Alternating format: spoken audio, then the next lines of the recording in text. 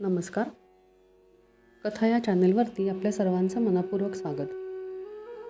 मी स्वाती क्षीरसागर आपल्या सर्वांना गेली अनेक दिवस श्री स्वामी समर्थांच्या चरित्रांच्या कथा ऐकवत आहे. जर आपल्याला खरंच या कथांची गोडी लागली असेल आणि ऐकायला आवडत असतील तर माझ्या चॅनेलला सबस्क्राईब करा आणि शेअर करा. आणि काही आपल्या कमेंट्स असतील तर त्याही सांगाव्यात, म्हणजे तशा पद्धतीने सुधारणा करता येईल. भाग 21. योगीराजांनीच घडवलेली नियती त्यांच्या डोळ्यासमोर उलगडत होती. गुरु गोविंद सिंग आपल्या मुठभर फौजेला घेऊन औरंगजेबाच्या सैन्याशी चमकोर गड येथे लढत होते. गुरु गोविंद सिंग यांची 4 मुले त्यांच्याबरोबर होती. त्या सर्वांनी चमकोर येथील गढीत आश्रय घेतला होता. औरंगजेबाच्या सैन्याने गढीला वेढा घातला होता. परिस्थिती फार बिकट होती. शीख सेनापती गुरु गोविंद सिंगांना तेथून निसटून जाण्याची विनंती केली. सर्व सेनापतींच्या आग्रहाखातर गुरु गोविंद सिंग अत्यंत जड अंतःकरणाने चमकोर गड येथून निसटून गेले आणि त्यांची 4ही छोटी शूर मुले युद्ध लढण्यास तेथेच थांबली. मोगलांना गुरु गोविंद सिंग निसटून गेल्याचे लक्षात आले आणि आणखी द्वेषाने उरलेल्या मुठभर फौजेवर ते तुटून पडले. अत्यंत घनघोर लढाई झाली. झुंजार सिंग आणि अजित सिंग वयाने लहान असूनही सैन्याबरोबर लढण्यास उभे राहिले. शिखांचा पराभव झाला. झुंजार सिंग आणि अजित सिंग दोघेही धारातीर्थी पडले. छोटे जोरावर सिंग आणि छोटा फतेह सिंग याने औरंगजेबांच्या सैन्याला कैद केले. लढाईच्या जागी प्रेतांचा प्रचंड खच पडला होता. मोगलांच्या छावणीत जल्लोष होता. सारे शीख सेनापती व सैनिक मारले गेले होते. रात्रीची वेळ होती. बरेच घायाळ, अर्धमेलेले, जखमी, मरणासन्न अवस्थेतील शीख सैनिक रणांगणावर पडले होते. रात्रीच्या त्या अंधारात कोणीतरी मशाल घेऊन पडलेल्या प्रेतांच्या मध्ये शोधाशोध करत होता. शोध घेणाऱ्या व्यक्तीस कोणीतरी कणते आहे आणि आचके देत आहे असे वाटले. त्या आवाजाच्या अनुरोधाने ती व्यक्ती गेली. मशालीच्या केशरी रंगांच्या उजेडात त्या शोधणाऱ्या व्यक्तीचा आता चेहरा दिसू लागला होता. ते दुसरे तिसरे कोणी नसून आपले योगीराजच होते. आवाजाच्या रोखाने योगीराज वळले. त्यांना जबर जखमी होऊन पडलेला 14 वर्षांचा एक मुलगा दिसला. अजून त्याच्यात प्राण होते. जणू तो कुणाची तरी वाट पाहत होता. आपल्या हातातील मशाल योगीराजांनी जवळच खोवली आणि त्या कोळ्या लढवयाचे डोके त्यांनी आपल्या मांडीवर घेतले. चेहऱ्यावरून मोठ्या प्रेमाने हात फिरवला आणि कमंडलूतील पाणी त्याला पाजले. त्या कोवळ्या लढवय्याच्या दोन्ही मुठी अजून आवळलेल्याच होत्या. असे वाटत होते की जाणाऱ्या प्राणांना त्याने मोठ्या कष्टाने पकडून ठेवले आहे.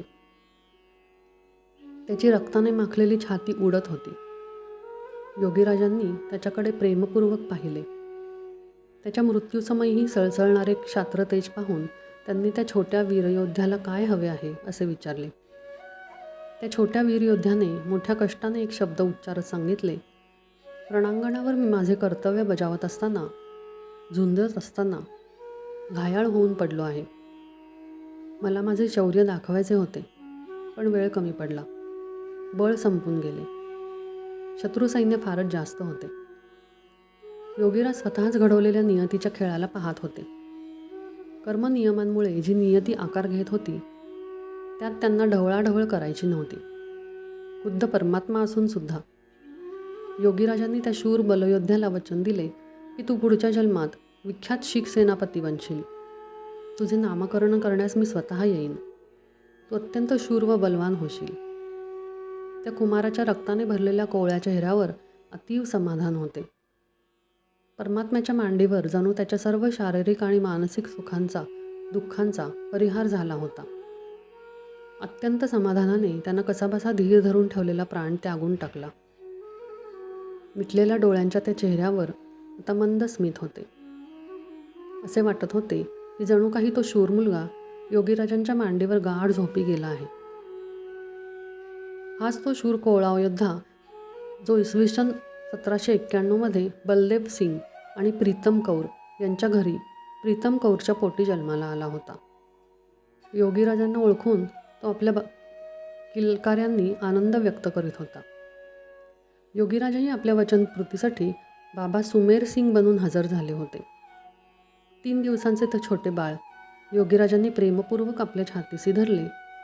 आता पावे तो बाळाच्या किलकार्या ऐकून प्रीतम कौरसुद्धा आश्चर्यचकित होऊन बाहेर आली होती. ती सुद्धा विस्मयाने योगीराज आणि बाळ यांच्याकडे आलटून पालटून बघत होती. योगीराज त्या पतीपत्नीला म्हणाले, मी या मुलाचे नाव हरबख्श सिंग असे ठेवले आहे. तुमचा मुलगा 19व्या शतकाच्या पूर्वार्धात विलक्षण असे क्षात्र तेज दाखवेल. शीख खालसा फौजेत एक प्रख्यात सेनापती बनेल. ह्याच्या शौर्याच्या कथा अजरामर होतील. हा शौर्यांचा इतिहास रचेल. हे माझे त्याला दिलेले वचन आहे. हरबख्श नामकरण करून योगीराज उठले आणि त्यांनी बाळाला प्रीतम कौरच्या हाती दिले. आपल्या कमरेची तलवार काढली आणि बलदेवच्या हातात दिली आणि सांगितले की ही तुमच्या बाळाला माझी भेट आहे. ही मी त्याला भेट म्हणून देत आहे. बलदेव सिंग आणि प्रीतम कौर यांचा आनंद गगनात मावत नव्हता. हरबख्श सिंग यांनी पुढं मोठा झाल्यावर रणांगण गाजवले. त्याच्याकडे एखाद्या वाघाइतकी ताकद आहे असे सर्व लोक म्हणत असत. पुढे त्याने खालसा सैन्यात सेनापतीपदी असताना खूप लढाया जिंकल्या. योगीराजांनी त्याला वचन दिल्याप्रमाणे त्याने आपल्या आयुष्यात खरोखर अपूर्व शौर्य गाजवले. योगीराजांचे काम आता झाले होते. ते तिथे उभे राहिले. योगीराजांनी बाळाला घेऊन त्यांच्यासमोर आदराने आणि नम्रतेने वाकलेल्या बलदेव सिंग आणि प्रीतम कौर यांना मंगल आशीर्वाद दिले. अत्यंत समाधानाने त्यांनी निघण्यासाठी पाऊल उचलले. आता योगीराजांना कर्दळीवनाची ओढ लागली होती. भाग 21 समाप्त. श्री अनंतकोटी ब्रह्मांड नायक महाराजाधिराज योगीराज परब्रह्म सच्चिदानंद अक्कलकोट निवासी श्री स्वामी समर्थ महाराज की जय. गुरुदेव दत्त. धन्यवाद.